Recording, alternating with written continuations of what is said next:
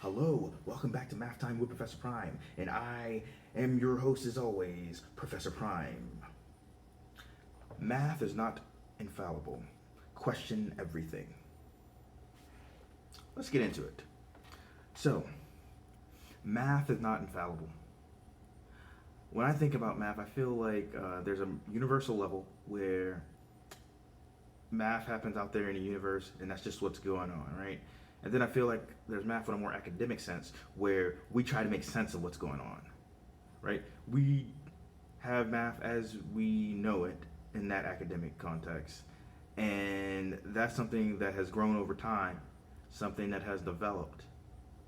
And we find better ways to represent things that are going on out there in the world. Because we want to communicate about the universe, right? Like we want to say something about the past, the present, and the future. And as we do that, we haven't always been perfect. So the math itself, I don't feel like it's perfect in that academic sense because we're always developing it. And there's been times where we've been wrong about something, we've had to go and do a course correct, or there was like a much more efficient way of doing something. And I think when we're growing up, we're conditioned to just assume that math is objective. It's got to be just very matter of fact that it can do no wrong. It's perfect. Why are you questioning math? That's the kind of mindset that I feel like we've been conditioned with. And we kind of think of people who do math is perfect. And I'm here to say, as a mathematician, we're not perfect. We make mistakes. Even when we know what we're doing, we make mistakes because we're human. And I make mistakes. I am not an android sent from the future to stop a math-related apocalypse. That's my story, and I'm sticking to it. But on that note, I feel like we should question things more. We should ask why this is the way it is. And I don't think that we always get that when we're in school, even though I feel like there's kind of a period where we're encouraged to do that. So even if you're not getting encouraged to figure out larger answers to your questions, you should. This world has so much math in it. It's everywhere. There's no escaping that.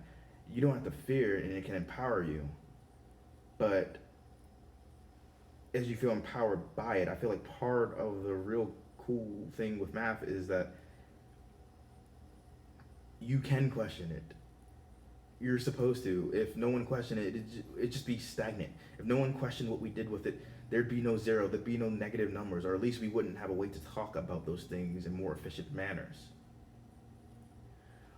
And I can go on about that, but my whole thing is math is not infallible. We need to stop thinking that it is, because when we think that it is, then we don't help it grow as much.